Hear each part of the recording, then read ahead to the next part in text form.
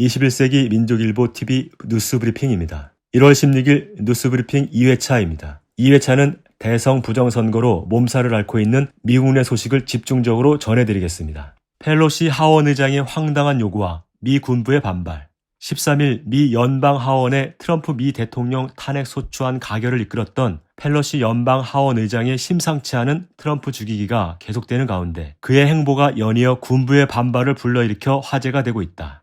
1월 6일 미 의사당 폭력 사태 이후 펜스 부통령에게 수정헌법 25조로 직무 박탈하지 않으면 탄핵 절차를 진행하겠다고 지속적으로 요구하던 펠로시는 10일 펜스가 이를 최종적으로 거부하자 지체 없이 탄핵 소추안을 상정하고 진행시킨 바 있다.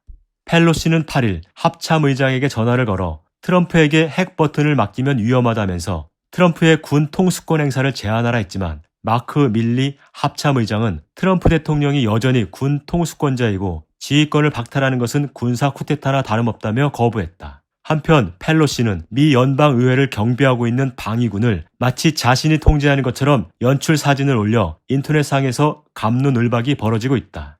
이러한 와중에 12일 펠로시가 이번에는 데이비드 버거 해병대 사령관에게 전화를 걸어 20일 취임식 보안을 강화하기 위해 병력 5,000명을 증원해달라고 요구했으나 버거 사령관이 이를 거부했다고 13일자 리얼로 뉴스가 보도했다. 익명의 펜타곤 관계자가 공개한 통화 전문에 따르면 펠로시는 극단적인 트럼프 지지자들과 우스꽝스러운 큐아논 음모론자들이 DC에 모이려 한다면서 반란을 진압하고 바이든 대통령이 백악관 집무실에 무사히 입성하도록 하는 것이 장군의 애국적 의무라고 해병대 투입을 독려했다. 그는 이어 전투에 강한 해병대는 폭도들을 더 잘 물리칠 수 있고 미국은 그들을 필요로 하니 당신은 의회의 요구에 응답해야 한다고 요구했다. 이에 버거 해병대 사령관은 자신에게 애국심을 설교하지 말라면서 나는 40년간 이 나라를 위해 헌신하고 조국을 위해 피를 흘려왔는데 이기적인 선출직 공무원인 당신은 조국을 위해 무엇을 했는가 라며 반문했다. 그러면서 그는 나는 대통령께만 응답하며 나는 여전히 트럼프가 대통령이고 최고 사령관인 걸로 알고 있다면서 대통령이 지시하면 그렇게 하겠다고 몰을 박았다.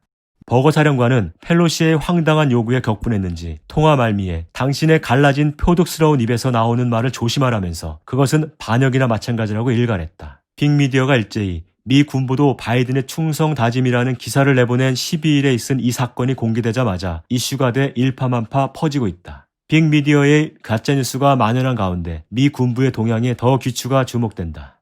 다음 소식입니다. 미 대선 부정선거 나바로 3차 보고서 발표. 피터 나바로 백악관 무역제조업 정책실장이 14일 미 대선 부정선거를 객관적, 실증적으로 분석한 3차 보고서를 발표했다. 그는 이번 미 대선이 부정으로 얼룩지자 경제학자답게 체계적으로 분석하여 그 문제점을 이미 누차 고발한 바 있다. 나바로는 총 3편의 보고서를 발표했는데 첫 번째 보고서는 완벽한 속임수라는 제목의 36페이지짜리 보고서로 지난해 12월 7일 발표됐다. 두 번째 보고서는 절도의 기술이라는 제목의 32페이지짜리 보고서로 지난 5일 발표됐다. 그리고 이번에 세 번째 보고서, 트럼프 대통령이 승리하다는 제목의 15페이지짜리 종합보고서를 발표한 것이다.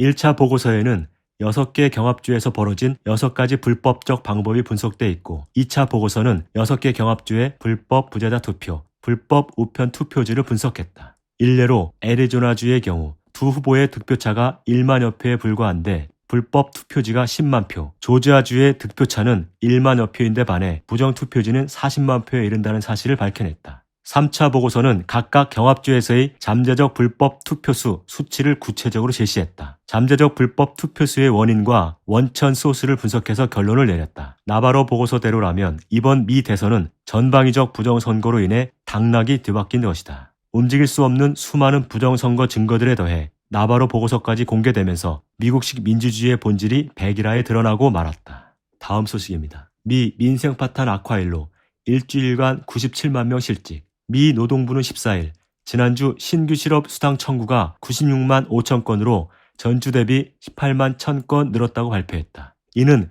경제계가 예상한 80만 건보다 무려 16만 건 이상 많은 수치로 민생 파탄이 걷잡을 수 없는 지경에 이르고 있음을 보여주고 있다. 지난달 78만 4천 건 대비 18만 1,000건이 급증했고 코비드-19 팬데믹으로 전 세계 유통이 마비된 지난해 8월 이후 5개월 만에 가장 높은 수치를 나타냈다. CNBC, 월스트리트 저널 등 주요 언론은 코비드19로 인한 봉쇄 조치의 후과로 해고가 증가한 것이라는 상투적인 분석으로 일관했다. 민중들의 생활고가 심화되는 와중에도 금융시장은 안정적이며 뉴욕 증시지수 선물은 오히려 상승세를 타고 있다. 2008년 미 금융공황 때에도 최대 66만 5천 명에 그친 실업수당 청구건이 지금은 그보다 훨씬 상회하고 있는 것으로 현재 민생 파탄의 심각성이 어느 정도인지 보여준다. 코비드19 팬데믹 이전인 작년 2월까지는 신규 실업수당 청구가 평균 20만 건 수준에 불과했다. 미국이 대선 부정선거로 몸살을 앓고 표현의 자유 억압 등 기본권 문제마저 제기되는 민주주의 붕괴와 더불어 민생 파탄도 악화의 일을 걷고 있다. 정쟁에 골몰하고 있는 미 정계는 평년보다 5배 이상 급증한 실업 대란을 해결할 의지도 묘수도 없어 보인다. 1월 16일 뉴스브리핑 2회차 마칩니다.